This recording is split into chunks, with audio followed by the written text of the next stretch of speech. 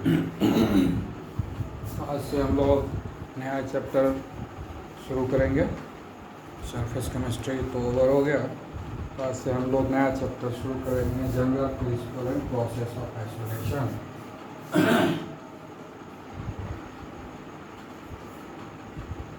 Principal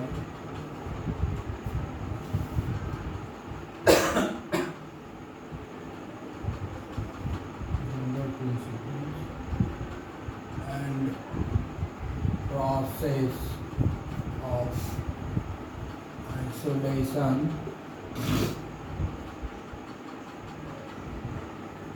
of elements। तो आज नया चैप्टर हम लोग शुरू करेंगे। तो इस चैप्टर में शुरुआत में हम लोगों को बहुत सारा टर्मिनोलॉजी को पढ़ना पड़ेगा, ठीक है।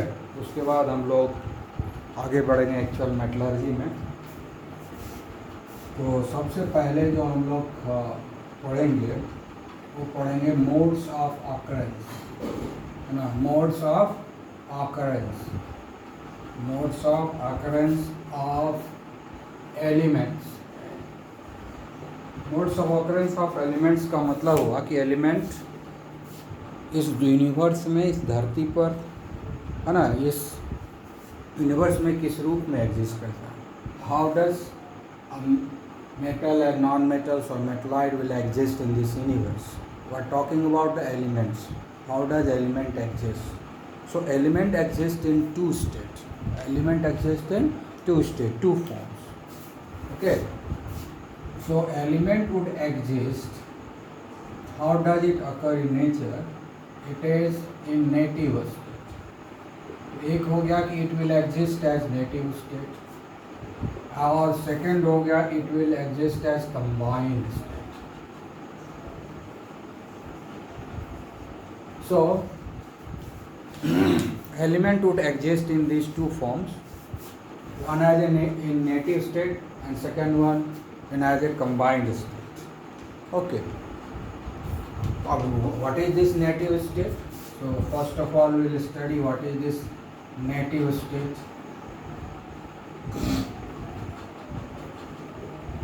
Okay, native state elements, native state elements, native state elements क्या है? native state elements क्या होता है? इसका जो फर्स्ट कैरेक्टरिस्टिक ये होता है कि very low reactivity, very low reactivity, very low reactivity होने के कारण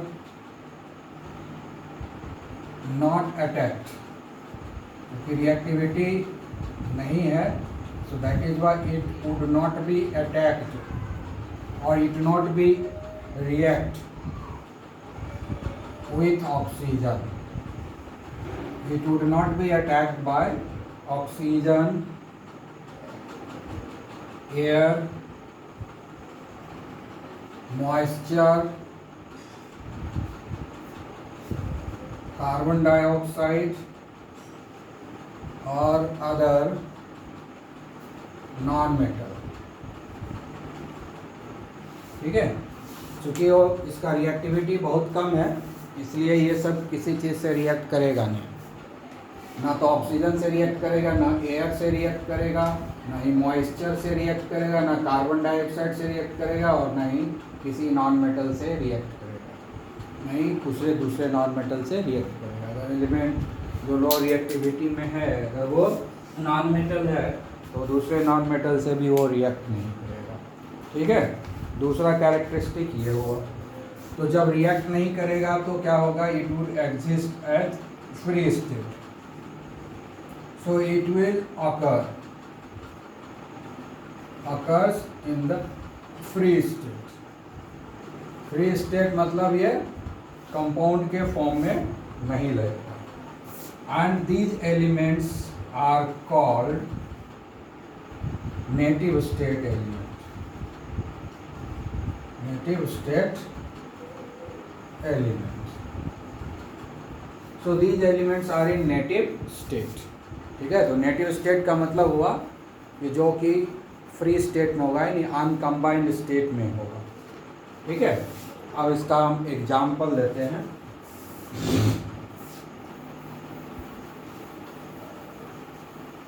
इस नेटिव स्टेट का एग्जाम्पल,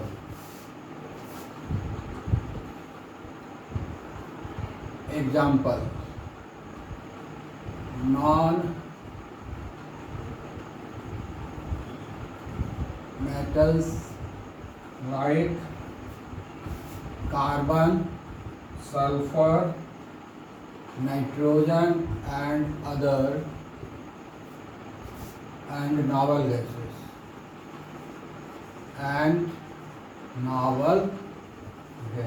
ये सब एग्जाम्पल हुआ।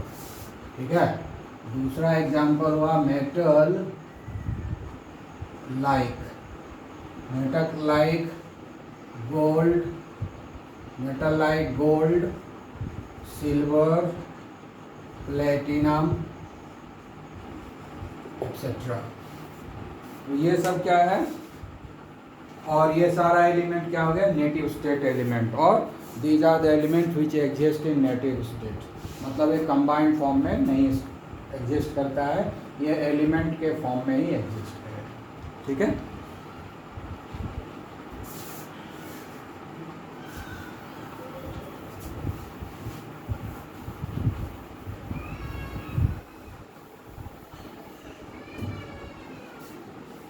अब हम लोग आगे बढ़ेंगे। ठीक है,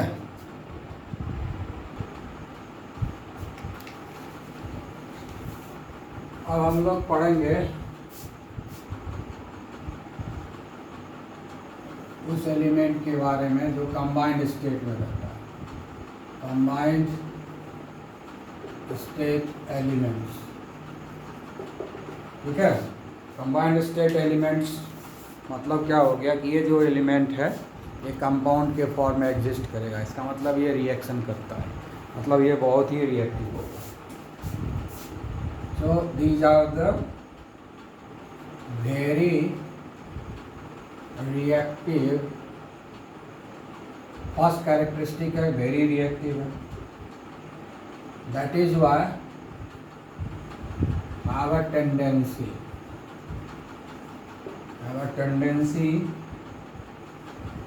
to combine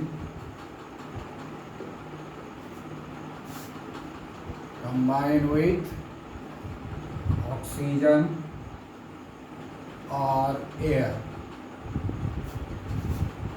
moisture,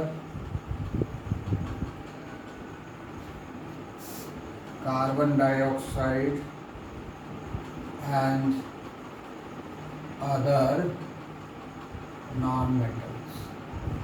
मतलब जस्ट उल्टा है नेटिव का। तो जब ये रिएक्ट करेगा तो it will occur in the combined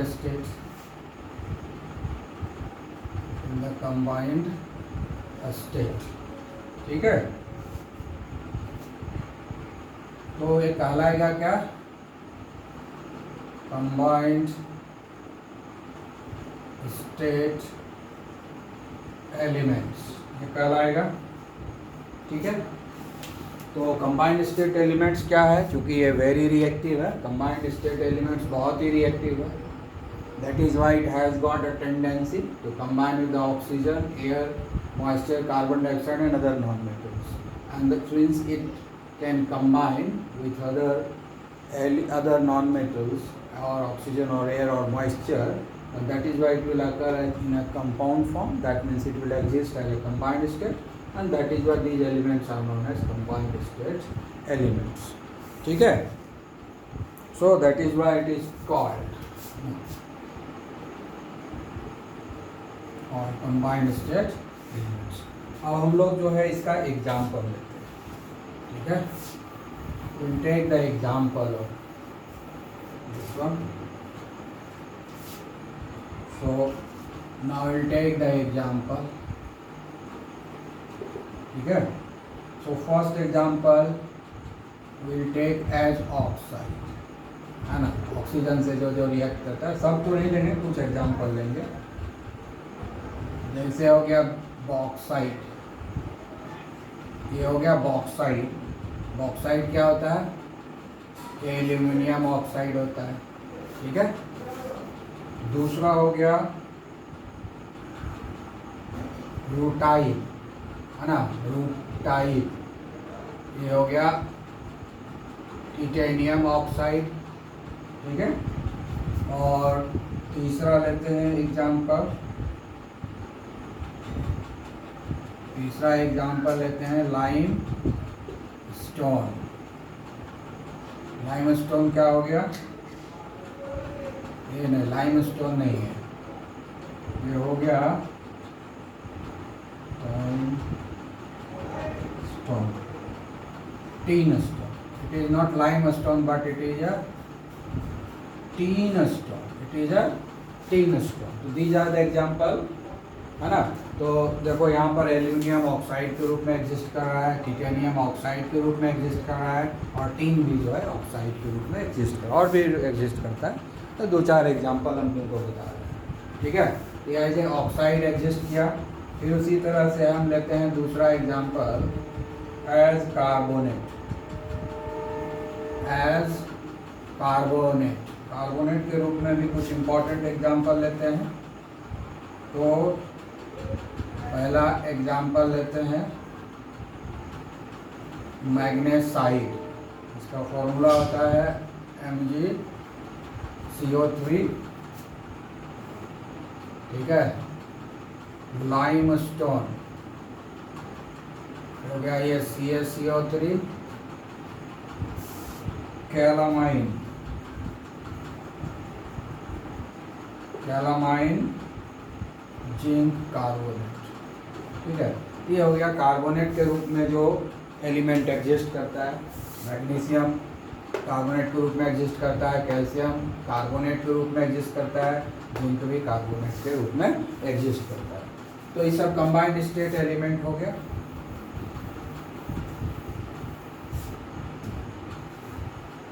थोड़ा बहुत एग्जाम्पल्स जानना चाहिए, ये सब आता है।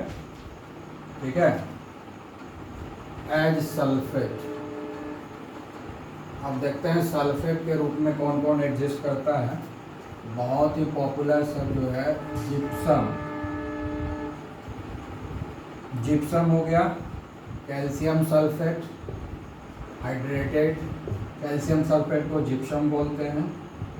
कैलेस्टाइन, कैलेस्टाइन इसको बोलते हैं स्ट्रॉन्शियम सल्फेट को। ठीक है। और बैरिट्स, बैरिट्स बोलते हैं बेरियम सल्फेट को। ठीक है। ये सब कॉमर्शियल नेम है। ठीक है, मिनरल्स का नाम है। तो सल्फेट के रूप में ये तीनों एग्जिस्ट करता है। और भी है, 2-3 एग्जाम्पल हम दे रहे हैं। ठीक है। ये सल्फेट के रूप में ये सब एग्जिस्ट कर रहा है, कैल्शियम, स्ट्रॉन्शियम, बेरियम। तो हम लोग लेते हैं एज सिलिकेट्स। अब कौन कौन सा चीज़ है जो सिलिकेट के रूप में एग्जिस्ट करता है? ठीक है। एक एग्जाम्पल है बैरिल। इसको बोलते हैं बैरिल। इसमें बहुत सारा रहता है, बेरिलियम ऑक्साइड रहेगा, एल्यूमिनियम ऑक्साइड भी रहेगा, और सिलिकॉन ऑक्साइड भी रहेगा। इसका मिक्सचर रहेगा, इसको हम लोग बेरिल बोलते हैं, है ना। ये भी जो है मिनरल्स है, कंबाइंड स्टेट में है। देखो बेरिलियम, एल्यूमिनियम, सिलिकॉन सब एक साथ है, और तीनों का तीनों जो है कंबाइंड स्टेट में beryllium oxide, aluminium oxide, silicon oxide, ये जो है मिक्सचर मिलता है। जहाँ मिलता है ये तीनों साथ ही मिलता है, तो मिक्सचर के रूप में मिलता है। इसके सॉल्ट को हम लोग बेरिल नाम रखे हुए हैं। ठीक है। दूसरा और एग्जाम्पल लेते हैं, सिलिकेट हो गया। SiO2 को सिलिकेट बोलते हैं, SiO2 इसी को सिलिकेट बोलते हैं। सिलिकेट के रूप में मिल गया beryllium aluminium silicate, beryllium aluminium silicate. ठीक है। अब है नेक्स्ट है स्पॉडू, स्पॉडूमीन। यह है lithium aluminium silicate. Lithium aluminium silicate, इसका नाम है स्पोडुमेन। ठीक है, स्पोडुमेन। तो सिलिकेट के रूप में ये दो एग्जाम्पल दे दिए। उसी तरह से हम लेते हैं एज फॉस्फेट। फॉस्फेट के रूप में भी कुछ एग्जाम्पल ले लेते हैं। फॉस्फेट के रूप में है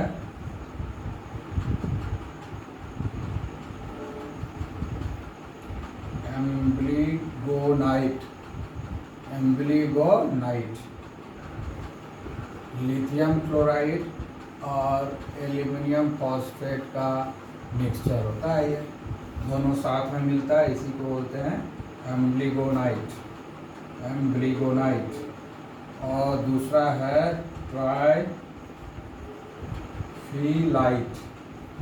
ट्राइफिलाइट। ये है लिथियम एल्यूमिनियम,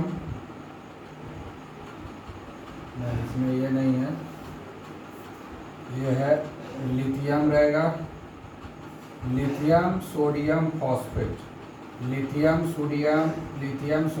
फॉस्फेट, और साथ में रहेगा आयरन मैग्नीज फॉस्फेट।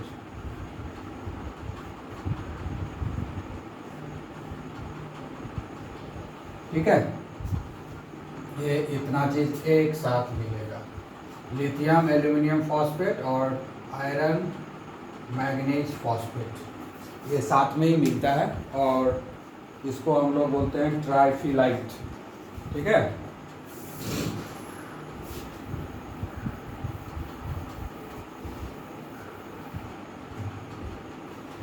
उसके बाद जो है मिलेगा एज सल्फाइड। अब हम लोग एग्जांपल लेते हैं एज सल्फाइड। ठीक है, तो इसका होगा एग्जांपल है गैलेना। ठीक है, लीड सल्फाइड को हम लोग गैलेना बोलते हैं। ठीक है, उसके बाद है जिंक ब्लेंड,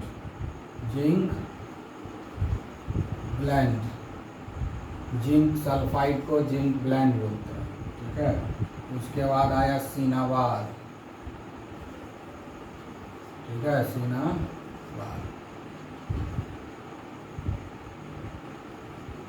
सिनाबार हो गया। मरकरी सल्फाइड, तो ये सब देखो कंबाइंड स्टेट में है, लीड जिंक मरकरी सब कंबाइंड स्टेट में है, कंपाउंड के फॉर्म में मिल रहा है। ठीक है, और लास्ट में एज ए हेलाइड, मतलब ब्रोमाइड आयोडाइड के रूप में मिलेगा। जैसे सबसे है रॉक सॉल्ट। ठीक है, रॉक सॉल्ट इसको बोलते हैं सोडियम क्लोराइड को। ठीक है, कार्नालाइट इसको बोलते हैं potassium chloride, magnesium hydrated potassium magnesium chloride. ठीक है, उसके बाद है हॉर्न सिल्वर हो गया सिल्वर क्लोराइड। ठीक है, तो ये सब हम लोग जो है कुछ 2-3 एग्जाम्पल लिए, हर फॉर्म में, जितने फॉर्म में कि कोई भी ओर्स जो है एग्जिस्ट करता है, मिनरल एग्जिस्ट करता है, यानी एलिमेंट जिस फॉर्म में एग्जिस्ट करता है उसका जो है 3-3 एग्जाम्पल हमने आपको बता दिया है। ठीक है ना, 3-3 एग्जाम्पल हमने लिया जो फॉर्म में एलिमेंट एग्जिस्ट करता है। ठीक है, तो ये तो हो गया कि कैसे एग्जिस्ट करता है। ठीक है, अब हम लोग देखते हैं, इसी का टॉपिक आगे बढ़ाएंगे। अभी तो बहुत सिंपल चल रहा है, सब बाय हार्ट करने की चीज़ें हैं, नोट डाउन कर लेंगे और बाय हार्ट करेंगे। ठीक है, समझने वाली ऐसी कोई चीज़ तो अभी तक मैंने पढ़ाई नहीं है। ठीक है, तो समझने की कोई बात नहीं है। अब हम लोग एविडेंस ऑफ एलिमेंट्स पढ़ेंगे। ठीक है, बहुत डिटेल में तो नहीं पढ़ेंगे, जो मेन पॉइंट्स है वही पढ़ेंगे।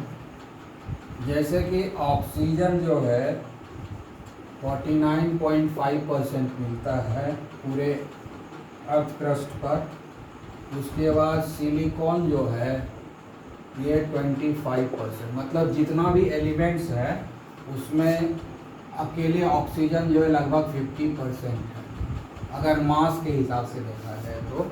अगर सारे एलिमेंट का मास को जोड़ दिया जाए तो उसमें से 49.5% जो ऑक्सीजन का मास ही नज़र आएगा, और नेक्स्ट हो गया सिलिकॉन जो है 25%। तो सबसे ज़्यादा एलिमेंट इस यूनिवर्स में अगर मास के हिसाब से देखा जाए तो ऑक्सीजन और सिलिकॉन है जो 75% है। सिलिकॉन 75% इसलिए कि जो मिट्टी है तो सिलिकॉन से बना हुआ है, और इस मिट्टी के ऊपर जो इन्वायरमेंट है वो ऑक्सीजन से बना हुआ है, इसलिए ये मिट्टी मिला लो, इन्वायरमेंट मिला लो, और कंबाइंड स्टेट में जो सारे मेटल नॉन मेटल्स मिलते हैं सबको मिला लोगे तो उसमें जो है सबसे ज़्यादा हमको ऑक्सीजन ही नज़र आएगा। ठीक है, कुछ इम्पॉर्टेंट पॉइंट्स इसे बता रहे हैं, बाकी और भी बुक में पढ़ लोगे। ठीक है, अब जैसे एल्यूमिनियम है, तो एल्यूमिनियम क्या है, most abundant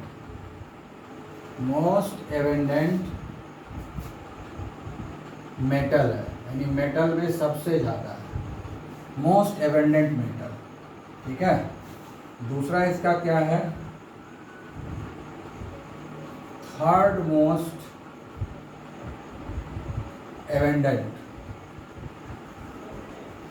most abundant element, यानी अगर सारे मेटल का सिर्फ अगर बात करेंगे तो एल्यूमिनियम सबसे ज़्यादा है, यानी सबसे ज़्यादा मेटल अवेलेबल इस यूनिवर्स में अगर कोई है तो वो एल्यूमिनियम है।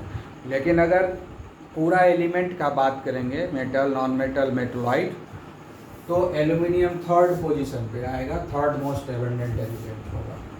ठीक है, और एल्यूमिनियम कितना है, 3.31% बाय मास। ठीक है, उसके बाद जो है एक आयरन को देखते हैं। आयरन क्या है, second most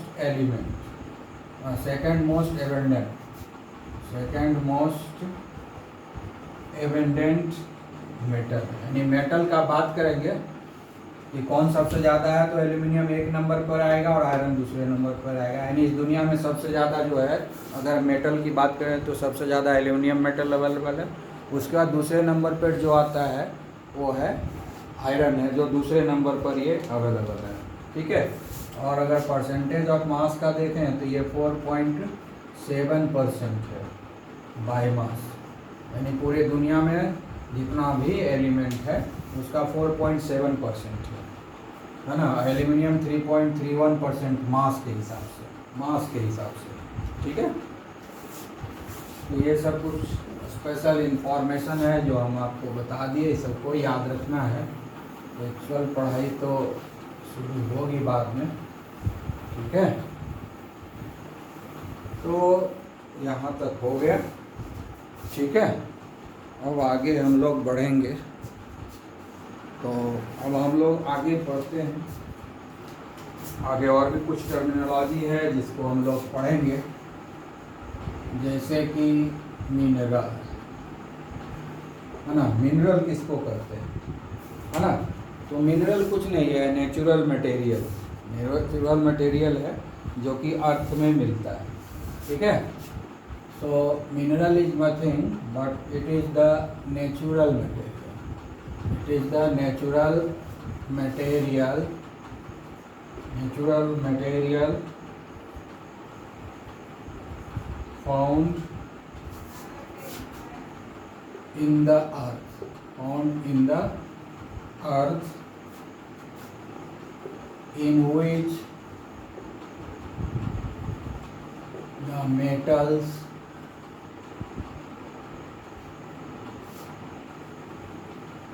occurs in the combined state are called minerals।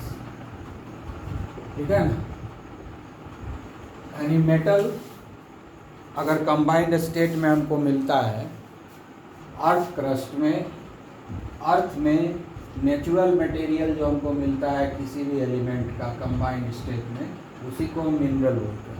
तो मिनरल कुछ नहीं है, एक कंपाउंड है जो नेचुरल मटेरियल है, लेबोरेटरी में बनाया हुआ मटेरियल नहीं, नेचुरल मटेरियल जो नेचर में अर्थ में अवेलेबल है, किसी भी एलिमेंट का कंपाउंड जो अर्थ में नेचुरली अवेलेबल है, उसी को हम लोग मिनरल बोलते हैं, है ना। लेबोरेटरी में बनाया हुआ कोई भी कंपाउंड मिनरल नहीं कहलाता है। नेचुरली जो अर्थ में कोई भी किसी भी एलिमेंट का जो कंपाउंड मिलता है, उसको हम मिनरल बोलते हैं। लेकिन अगर लेबोरेटरी में हम किसी एलिमेंट का कंपाउंड बनाएंगे तो वो मिनरल नहीं कहलाएगा। तो मिनरल किसको कहेंगे हम लोग? जो नेचुरली मिलता है अर्थ में, इस यूनिवर्स में जो नेचुरली किसी भी एलिमेंट का कंपाउंड मिलेगा, यानी कंपाउंड स्टेट में अगर कोई एलिमेंट मिलता है तो उस कंबाइंड स्टेट में जब मिल रहा है उसमें उसको हम लोग मिनरल बोलते हैं। ठीक है। अब दूसरा टर्मिनोलॉजी है ओर्स। और भी मिनरल ही है, लेकिन इससे हम लोग क्या करते हैं कि एक्सट्रैक्ट करते हैं। ठीक है। Those minerals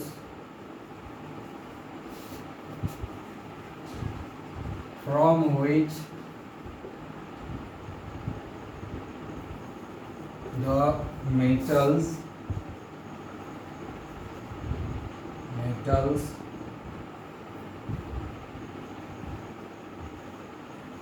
may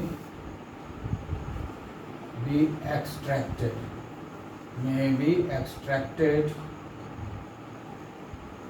conveniently,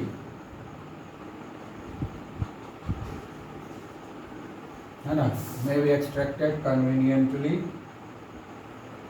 and economically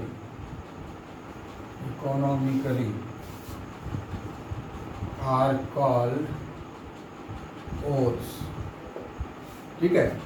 यानी जितना भी ओर है वो मिनरल ही है, यानी जितना मिनरल्स अवेलेबल है नेचुरली, नेचर में जो नेचुरल मटेरियल अवेलेबल है, उस मेटल का जो नेचुरल मटेरियल अवेलेबल है उसको हम लोग मिनरल्स बोलते हैं। तो वो जो मिनरल अवेलेबल है, उस मिनरल्स में से कुछ ऐसा मिनरल्स है जिस मिनरल से मेटल्स को हम कन्वीनियंटली, मतलब आसानी से, इकोनॉमिकली, मतलब कम खर्च में हम निकाल सकते हैं, उस तरह के मिनरल्स को हम ओर बोलेंगे। यानी जो इतना ओर है वो सारा मिनरल है, लेकिन सारे मिनरल्स ओर नहीं है। ठीक है, आई बात समझ में? तो कुछ हम एग्जांपल लेते हैं अभी जैसे कि हम एक एग्जांपल लेते हैं, ठीक है। एक हुआ क्ले। क्ले मतलब क्या है? मिट्टी। तो क्ले क्या है? Al2O3.2SiO2 hydrated silicate. ठीक है, ये हुआ मिट्टी, है ना, मिट्टी का नॉर्मल। तो एल्यूमिनियम ऑक्साइड है मिट्टी में, पानी है और SiO2 है, यही सिलिकेट है। मिट्टी क्या होता है? यही है, क्ले मतलब मिट्टी, है ना। ये हो गया aluminium silicate, hydrated aluminium silicate. इसको क्या बोलेंगे? Hydrated aluminium silicate. Hydrated aluminium silicate को हम लोग मिट्टी बोलते हैं, ना, इंग्लिश में क्ले बोलते हैं।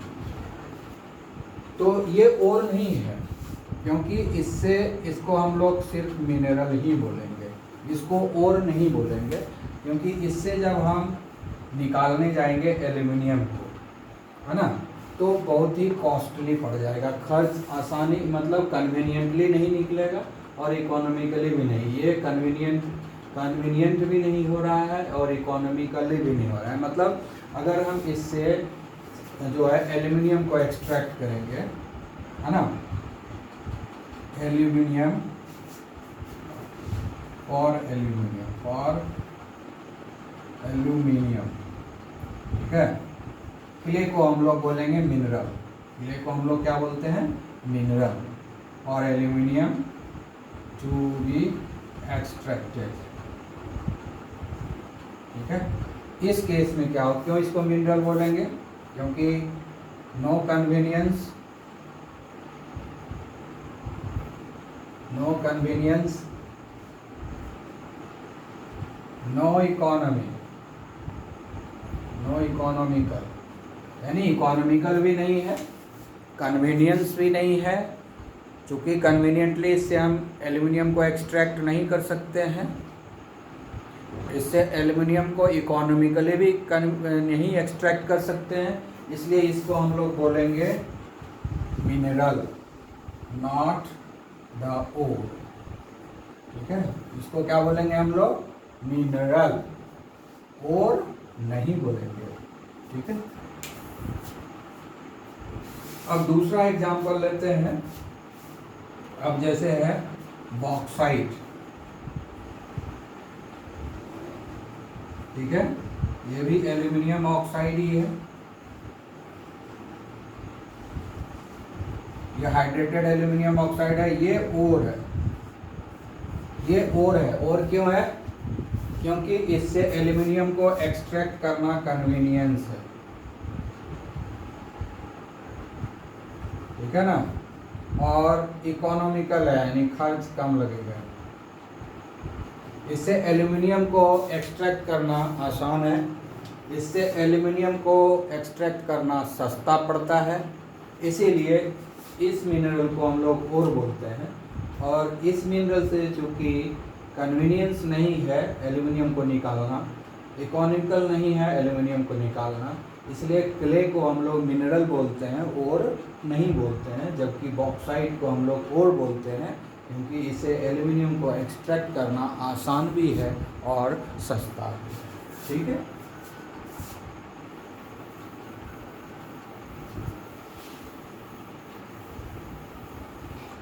और एक एग्जांपल हम लोग लेते हैं। ठीक है, दूसरा एग्जांपल लेते हैं आयरन का, है ना। आयरन कैन एग्जिस्ट, ठीक है, ऑक्साइड के रूप में, उसके बाद कार्बोनेट के रूप में भी मिलेगा, एंड सल्फाइड के रूप में। ये तीन रूप में आयरन एग्जिस्ट करता है, ये तीनों रूप में आयरन एग्जिस्ट करता है। But from iron oxide, iron can be extracted economically and economically, profitably and conveniently। ठीक है, conveniently।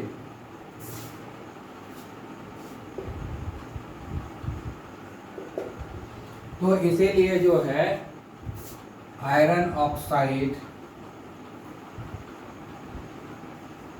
Is the ore, carbonate और सल्फाइड हो गया मिनरल। तो सिर्फ आयरन ऑक्साइड को ही हम ओर बोलेंगे, जबकि कार्बोनेट और सल्फाइड फॉर्म में जो आयरन रहेगा उसको हम मिनरल बोलेंगे। तो जो आयरन का ऑक्साइड है सिर्फ उसी को ओर बोलेंगे, आयरन का जो कार्बोनेट है और सल्फाइड है उसको हम ओर नहीं बोलेंगे। ठीक है ना, सिर्फ ऑक्साइड, क्योंकि ऑक्साइड से ही हम कन्वीनियंटली आयरन को एक्सट्रैक्ट कर सकते हैं, प्रॉफिटेबली आयरन को एक्सट्रैक्ट कर सकते हैं, इकोनॉमिकली आयरन को एक्सट्रैक्ट कर सकते हैं, किसे? ऑक्साइड से। इसलिए ये जो है ओर होगा। ठीक है, बाकी जो है वो क्या हो गया? मिनरल्स। ठीक है, उसको हम ओर नहीं बोलेंगे। ठीक है, अब यहाँ पर जो है इतने एग्जाम्पल होने के बाद हमको ये तो समझ में आ गया कि मिनरल जितना है वो सबका सब ओर है, क्योंकि जो भी मिनरल्स है उसी में से किसी मिनरल से हम लोग मेटल को एक्सट्रैक्ट करते हैं, और जिस मिनरल से हम लोग मेटल को एक्सट्रैक्ट करते हैं उस मिनरल को हम लोग ओर बोलते हैं। इसका मतलब हुआ कि जितना भी ओर है वो मिनरल है, लेकिन सारा मिनरल ओर नहीं है। ठीक है, all the ores are mineral, but all the minerals are not ores. ठीक है, तो ये चीज़ हमको समझ में आ गया। अब नेक्स्ट चीज़ जो टर्मिनोलॉजी है वो पढ़ेंगे माइनिंग। बहुत सिंपल टर्मिनोलॉजी आज बता रहे हैं, ठीक है, तो उसको सीखना है ना। ज़मीन से जो धरती से खोद कर निकालते हैं जो प्रोसेस, उसी को हम लोग माइनिंग बोलते हैं, है ना। The process of taking out the ores from mines, मतलब खदान, is called mining, है ना। जमीन में गड्ढा खोद के हम लोग माइंस बनाते हैं और फिर उस माइंस से हम लोग मिनरल्स को खोद कर निकालते हैं। ये जो प्रोसेस है माइंस से खोद करके निकालने का, इसी को हम लोग बोलते हैं माइनिंग, ठीक है। ये भी टर्मिनोलॉजी हो गया। आगे और कुछ टर्मिनोलॉजी है, उसको भी हम लोग पढ़ लेते हैं। ये नेक्स्ट डे से एक्चुअल पढ़ेंगे हम लोग।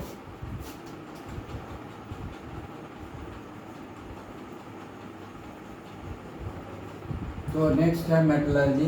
मेटलर्जी क्या है? Metallurgy is nothing, it is the process of extracting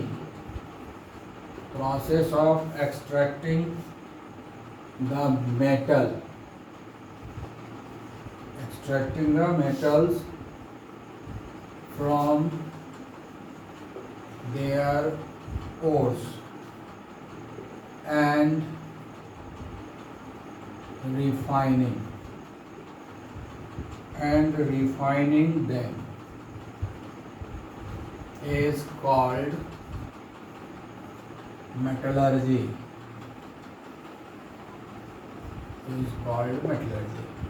है ना। जिस प्रोसेस, जो भी प्रोसेस हो, जितना भी प्रोसेस हो, सारे प्रोसेस जो निकालने का, एक्सट्रैक्ट करने का, मेटल को एक्सट्रैक्ट करने के सारे प्रोसेस को, और उसको रिफाइन मतलब प्योर करना, रिफाइन करने के प्रोसेस को एक साथ हम लोग मेटलर्जी बोलते हैं। एक्सट्रैक्शन का जो प्रोसेस है और जो प्यूरिफिकेशन यानी रिफाइनमेंट का जो प्रोसेस है, वो सारे प्रोसेस को एक साथ हम लोग क्या बोलते हैं? Metallurgy. So metallurgy is nothing but it's a process which involves the process of extraction as well as process of refining of the metal from their ore। उसके ओर से उसको एक्सट्रैक्ट करना और एक्सट्रैक्ट करने के बाद उसको प्योर करना, इसमें जितना भी प्रोसेस लगता है वो सारे प्रोसेस को एक साथ हम लोग एक वर्ड में मेटलर्जी बोलते हैं, ठीक है। अब है कि जो मेटलर्जी है, ये जो मेटलर्जी का प्रोसेस है, प्रोसेस ऑफ एक्सट्रैक्शन और प्रोसेस ऑफ रिफाइनिंग, ये दोनों चीज़ डिपेंड करता है मिनरल के प्रॉपर्टी पर, ठीक है। अब यहाँ पर नोट करने की बात है ना। Process of extraction and process of refining, these two depends upon the property of mineral and metals, ठीक है। यानी प्रोसेस ऑफ एक्सट्रैक्शन और प्रोसेस ऑफ रिफाइनिंग जो अप्लाई करेंगे वो डिपेंड करता है मिनरल्स के प्रॉपर्टी पर। मिनरल्स नहीं लिखते हैं, और लिखते हैं, मिनरल नहीं लिखते हैं। प्रॉपर्टी ऑफ ओर्स, ओर के प्रॉपर्टी पर, और मेटल के प्रॉपर्टी जो उसको कि निकालना है, उसी मेटल के प्रॉपर्टी के ऊपर डिपेंड करता है, ठीक है। और इसके अलावा property of ores metals and impurity.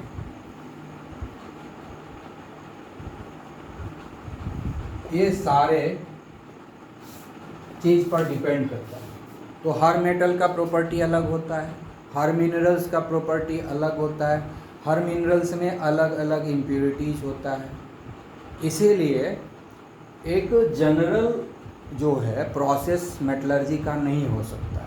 Her metal के लिए अलग अलग प्रोसेस, थोड़ा बहुत जनरल प्रोसेस बताएंगे होता है, लेकिन वो 100% अप्लीकेबल नहीं होता है सारे मेटल के ऊपर। तो अगर इन जनरल पढ़ेंगे तो शॉर्ट में ठीक है, लेकिन अगर डिटेल्स में हम जब जाएंगे एक्चुअल प्रैक्टिस में तो हम समझेंगे कि in general we cannot make a process of metallurgy, है ना। मेटलर्जी का एक जनरल प्रोसेस हम नहीं बना सकते हैं, क्योंकि सारे मेटल का जो प्रॉपर्टी है वो डिफरेंट है, सारे मिनरल्स का प्रॉपर्टी डिफरेंट है, सारे इम्प्यूरिटीज़ का प्रॉपर्टी डिफरेंट है। तो जब हम प्रॉपर्टीज़ के आधार पे कोई प्रोसेस को अप्लाई करेंगे तो हमेशा प्रोसेस डिफरेंट होगा। इसीलिए एक यूनिवर्सल प्रोसेस ऑफ एक्सट्रैक्शन और प्रोसेस ऑफ रिफाइनिंग नहीं हो सकता है। यानी मेटलर्जी जो है एक यूनिवर्सल प्रोसेस नहीं है। मेटलर्जी एक यूनिवर्सल प्रोसेस नहीं है। Metallurgy involves so many types of process of extraction and so many types of process of refining. So that is why we cannot chalk out a particular type of process of metallurgy. We cannot talk of that. Okay, so that is why in general we cannot say a general process of metallurgy. We don't say it. It is not possible to chalk such process, because all minerals, all metals has got a different property, and since processes depending upon their properties, so it's difficult to have a general process. So that is why we are not going to study those type of things that we know the general process. Even then we are going to study, no problem, but a general process gets failed in actual practice. Okay. Now one more terminology, that is gang or matrix. Gang or matrix, ठीक है। ओर को जब हम mining करते हैं तो उसके साथ में अनवांटेड मटेरियल बहुत सारा, जब हम लोग माइनिंग करते हैं तो जिस चीज़ का माइंस करने के लिए गए, जिस चीज़ को खोदने के लिए गए, वो हमको प्योर फॉर्म में नहीं मिलता है। उसके साथ में बहुत सारा अनवांटेड मटेरियल हो जाता है, उसी को हम लोग गैंग बोलते हैं और मैट्रिक्स बोलते हैं। यानी इसको हम लोग बोल सकते हैं अनडिजायर्ड मटेरियल और इम्प्यूरिटीज आएगा, ठीक है। द अनडिजायर्ड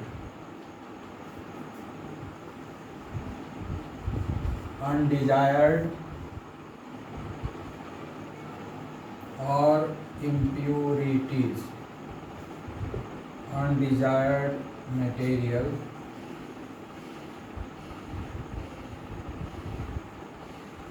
और impurities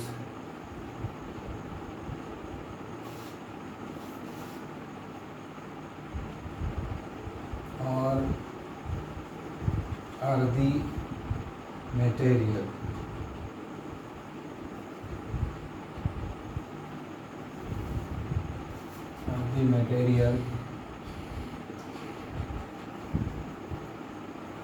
coming out with ores are called matrix और गैंग।